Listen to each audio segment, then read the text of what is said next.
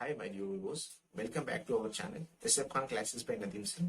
So మనకు భారత విలీన ఉద్యమం అంటే ఇది ఆ, తెలంగాణ ఉద్యమం తెలంగాణ ఉద్యమం కాకముందు అంటే తెలంగాణ ఉద్యమం స్టార్ట్ కాకముందు ఒక ఉద్యమం జరుగుతుంది, ఒక అగ్రిమెంట్ జరుగుతుంది. ఆ మొదటి ఉద్యమం ఏంటంటే హైదరాబాద్ రాజ్యం భారత యూనియన్ ప్రభుత్వంలో విలీన ఉద్యమం అన్నమాట. అంటే హైదరాబాద్ రాజ్యం అనేది మన దేంట్లో ఇండియన్ గవర్నమెంట్ లో ఇండియాలో కలవాలనేది ఈ ప్రజలు అక్కడ హైదరాబాద్ ప్రజలు చేసిన ఉద్యమం అన్నమాట ఇది. అయితే ఆగస్టు 7న 1747 మన ఇండియన్ గవర్నమెంట్ అనేది హైదరాబాద్ విలీన దినంగా ప్రకటిస్తే ఆగస్టు 13, 1947 హైదరాబాద్ స్వాతంత్ర దినంగా మన మీర్ ఉస్మాన్ ఖాన్ జరుపుకుంటారు. నెక్స్ట్ ఆగస్టు 15న రామానంద తీర్థ గారు ఏం చేస్తారంటే ప్రజల మద్దతుతో జాతీయ జెండాను ఎగరవేస్తారు. ఈ విషయం అనేది రజాకార్లకి నిజాం నవాబికి వాళ్ళ అంటే నచ్చగా వాళ్ళు ఏం చేస్తారంటే పోలీసుల అంటే నవాబుల పోలీస్ బలగాలతో ఉద్యమాలు చేసే కాడ ప్రజలను చిత్రహింసలు పెట్టి ఆ ప్రజా నాయకులను అరెస్టులు చేసి చిత్రహింసలు పెడతా అంటారు. ఈ విషయం మన నెహ్రూ గవర్నమెంట్ మన ఇండియన్ గవర్నమెంట్ కి తెలుస్తుంది. అక్కడ ఉన్న వాళ్ళు ఒక సిచ్యువేషన్ క్రియేట్ చేస్తారు. ఒక సిచ్యువేషన్ క్రియేట్ చేయడం అంటే వాళ్ళు ఒక అగ్రిమెంట్ రావడానికి ఇప్పుడు నెహ్రూ గవర్నమెంట్ కి ఒక అగ్రిమెంట్ జరుగుతుంది. ఒక అగ్రిమెంట్ ఏంటంటే యథాస్థితి ఒప్పందం, ఇంగ్లీష్ లో అయితే స్టాండప్ అగ్రిమెంట్.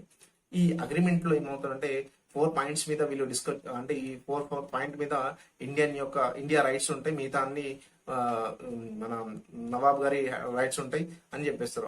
ఆ రైట్స్ ఏంటంటే ఆ 4 పాయింట్స్ ఏంటంటే ఒకటేమో రవాణా, రక్షణ, కరెన్సీ, విదేశీ వ్యవహారాలు. ఈ 4 అంశాలు. ఈ అంశాలపై భారత ప్రభుత్వం యొక్క రైట్స్ ఉంటాయి, అంటే హక్కు ఉంటుంది. మిగతా అన్ని మన నిజాం నవాబ్ గారి హక్కు ఉంటుందని చెప్పేస్తారు. సో ఈ అగ్రిమెంట్ అయిన తర్వాత కొన్ని రోజులకు మన నిజాం నవాబ్ గారు ఏం చేస్తారంటే తన మిలిటరీ జనరల్ను విదేశాలకు పంపి ఆయుధాలు సేకరిస్తారు. నెక్స్ట్ పాకిస్తాన్ గవర్నమెంట్ కి 20,000 కోట్లు భారత ఖజానా నుంచి 20,000 కోట్లు తీసి మన పాకిస్తాన్ అప్పుగా ఇస్తారు, రుణంగా ఇస్తారు, ఓకేనా, లోన్ గా ఇస్తారు. లోన్ ఇచ్చిన తర్వాత అఫీషియల్ గా మన ఇండియా గవర్నమెంట్ మీద ఫిర్యాదు చేస్తారు. వీళ్ళు మన మీద అటాక్ చేయడానికి వస్తున్నారని అఫీషియల్ గా ఐక్యరాజ్య సమితిలో వీళ్ళు మనకు కంప్లైంట్ ఇస్తారు.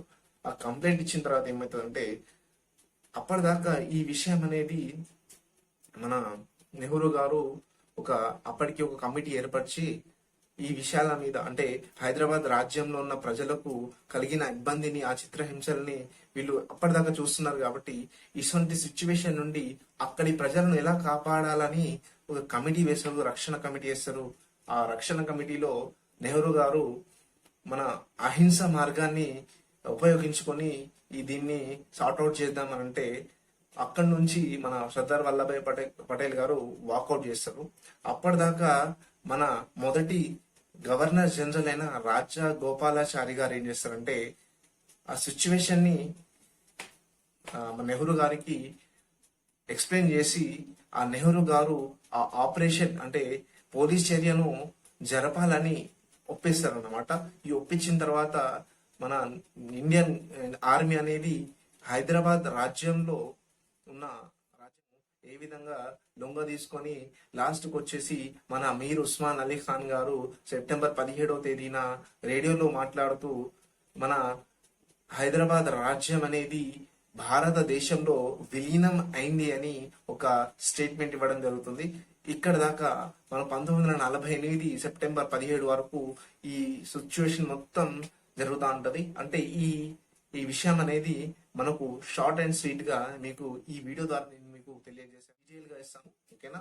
సండే ఇలా సాటర్డే జస్ట్ మీకు ఇది ఒక సారాంశ అంటే మీకు ఓవరాల్ గా ఐడియా ఉంటుందని మీకు ఇది ఇచ్చాను. దాని తర్వాత జయంత్ చౌదరి గారి నాయకత్వము, తర్వాత లాస్ట్ వచ్చేసి మన ఒక ప్రభుత్వం ఏర్పడుతుంది. ఆ ప్రభుత్వం మీకు ఇంతకుముందు క్లాస్ లో కూడా ఉంది, ఆ ప్రభుత్వం పేరు చెప్పాను. ఆ ప్రభుత్వం తర్వాత ఇక మనకు తెలంగాణ ఉద్యమాలు, తర్వాత మళ్ళీ పెద్ద మనుషుల ఒప్పందాలు అనేది జరుగుతూ ఉంటాయి. ఓకేనా? Thank you for watching this. నచ్చితే లైక్ చేయండి, షేర్ చేయండి, కామెంట్ చేయండి. కోసం మన ఛానల్ని సబ్స్క్రైబ్ చేసుకోండి. Thank you for watching this.